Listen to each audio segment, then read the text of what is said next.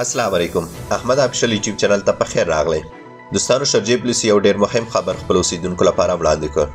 د دې خبرېدو نه مخکې که چیرې دې چینل ته نوي وئ نو دا ځانونه سره ضرور سبسکرایب کړئ او خپلو دوستانو سره هم شریک کړئ. د دې چینل موخه صرف او صرف د خپلو مسافرو وروڼو خدمت کول دي. نو را به شو خپل خبر ته. د شارجې پولیس یو لوړپوړي چارواکي ویلي ښه کسان چې د سټیلایزیشن یا صفایي په دوران کې کوم چې د دوی لپاره سټی ہوم یا په کور پاتې شي قانون جوړ شوی د دې خلاف ورزي وکړي هغو ته خبر ورکول کیږي چې تر هغو پورې به د دوی امارات آی ډي یا زموږ عام خلک چې ورته هوایي وایي تمدید نشي تر څو پورې چې د دې قانون په خلاف دوی باندې کومه جریمه راغلي یا مخالفه راغلي هغه تعویل نه کړي.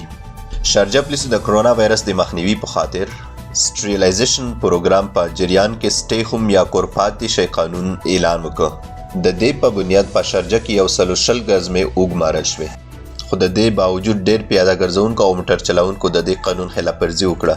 کوم چا چې قانون خلاف ورزي وکړه نو په دې دوران کې هغو ټولو ته مخالفې یا جریمې ورکړی شوې.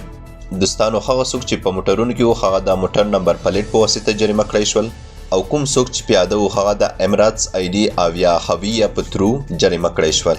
هغه څوک چې د موټر په واسطه جریمه کړی شوي دي هغه چې د موټر رجسټریشن کوي تر هغې پورې به د دوی رجسټریشن ونه شي چې تر څو پورې دوی د مخالفت تعویل کړي نه وي، او هغه څوک چې امارات آی ډي یا هویه نوي کوي تر هغې پورې به د اماراتس آی ډي یا هویه نوي نه شي تر څو پورې چې دوی مخالفه یا جریمه نوي تحویل کړي.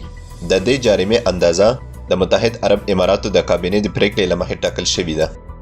دوستانو، شارجې پولیس یو ځل بیا په خپلو اوسیدونکو باندې غږ وکړو چې مهربانۍ له مخې قانون مات نه کړئ او موږ سره په دې پروګرام کې مرسته وکړئ. که چیرې کوم چا بدون د کوم دلیله د قانون مات کړو هغه به جریمه کړی شي. دوستانو، ما ستاسو نه هیله دا ده که په دوبۍ، ابوظبۍ، شارجه او یا ځینې نورو ځایونو کې کوم قانون په تاسو باندې ولګیږي نو مهربانۍ له مخې د هغې درناوی وکړئ او هغه په ځان عملي کړئ. یو خو د کرونا وایرس له وجې حالات ډیر خراب شوي او بل که په داسې وخت کې تاسو نه مخالفه یا جریمه ولګیږي هغه هم خیر که د کوم چا کاروبار او یا وظیفه ښیي خو هغه بیچارهګان مسه کوي کوم چا چې روزګار هم ني او مخالفه هم واخلي نو هغه به یې د کوم ځای نه ادا کړی شي. نو امید لرم چې تاسو به دا معلومات ګټور تمام شوي. که چیرې مې ویډیو خوښه شوي نو لایک یې کړئ او خپلو دوستانو سره هم شریک کړئ او که چیرې دې چینل ته نوي وئ نو دا ځانونه سره ضرور سبسکرایب کړئ ولې چې راتلونکي کې دا قسم معلوماتونه تاسو په وخت خبر شئ. نور ما په خدای سپارم. د الله په امان.